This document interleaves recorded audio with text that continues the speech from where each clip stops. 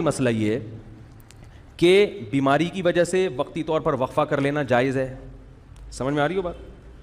اسی طرح عورت کے لیے بچہ سنبھالنا، ایک جڑواں پیدا ہو گیا، بگلے بھی جڑواں ہوں گے وہ، اور اتنی آمدن نہیں ہے کہ وہ دائی رکھیں گھر میں یا ڈے کیئر میں جمع کرائیں، ان بچوں کو خود ہی پالنا پڑتا ہے اور گھر میں اور بہت سارے کام بھی ہیں. تو اس نیت سے اگر کوئی کرنا چاہے وقفہ تو اللہ کی طرف سے پابندی بولو بھائی نہیں ہے. سمجھ میں آ رہی ہے بات؟ تو پابندی نہیں ہے. کوئی ایسا وقتی عارضی طریقہ اختیار کر کے وقفہ کیا جا سکتا ہے، اگرچہ پسندیدہ نہیں ہے شریعت کی نظر میں. اسلام میں ترغیب یہی ہے کہ نہیں کرو وقفہ، لیکن اگر کوئی کرتا ہے تو جائز ہے.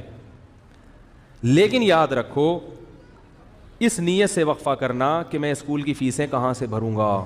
تمام علماء چاہے دیوبندی ہوں، بریلوی ہوں، اہل حدیث ہوں، چاہے وہ عرب ہوں، چاہے وہ عجم ہوں، اس پہ پوری دنیا کے علماء کا ایک اجلاس ہوا تھا، دلائل سے بحث ہوئی تھی. سب کا متفقہ فتویٰ ہے کہ اس نیت سے کہ میری جیب پہ بوجھ نہ پڑ جائے، اس نیت سے وقفہ کرنا حرام ہے، گناہ کبیرہ ہے، اللہ پہ الزام ہے، اللہ کے عذاب کو دعوت دینے والی بات ہے. اللہ کو غضب آئے گا. جس خدا نے تجھے پلا کے اتنا بڑا کر دیا، تو یہ سمجھتا ہے کہ تیرے باپ کی کیلکولیشن کی وجہ سے تو پلا ہے.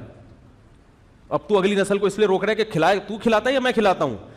قرآن کہہ رہا ہے نحن نرزقکم، ہم تم کو بھی رزق دیں گے، وإیاہم، اور ان کو بھی. علماء کہتے ہیں یہ غریبوں کے لیے نازل ہوئی ہے. اللہ نے پہلے ذکر کیا کہ تم کو بھی دیں گے، کیونکہ غریب کو ڈر ہوتا ہے میری روٹی نہ چھین لے بچہ. تو اللہ فرماتا تجھے بھی ملے گا اس کی برکت سے، اور اس کو تو ملے گا ہی. اور آج کل زیادہ تر حمل جو روکا جا رہا ہے وہ اسی نیت سے کہ کھلائیں گے کہاں سے، تنخواہ میں پورا نہیں ہو رہا. سب کی زبان پہ یہی ہے. اسلام میں کیا ہے؟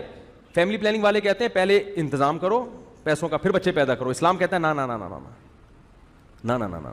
غربت دور کرنے کا ذریعہ کیا ہے؟ نکاح اور اولاد کی کثرت، جو میں انشاءاللہ اگلے بیان میں احادیث پیش کروں گا اس پر. تو یہ دوسرا طریقہ جائز ہو گیا کہ سنبھالے نہیں جا رہے تو ٹھیک ہے، وقتی طور پہ روکا جا سکتا ہے. اور اس نیت سے حمل روکنا کہ لوگ کیا کہیں گے اتنے بچے، اس نیت سے بھی حمل روکنا کیا ہے؟ حرام ہے. اسی طرح علماء کا اجماع ہے کہ اس نیت سے حمل روکنا کہ بیٹی نہ پیدا ہو جائے.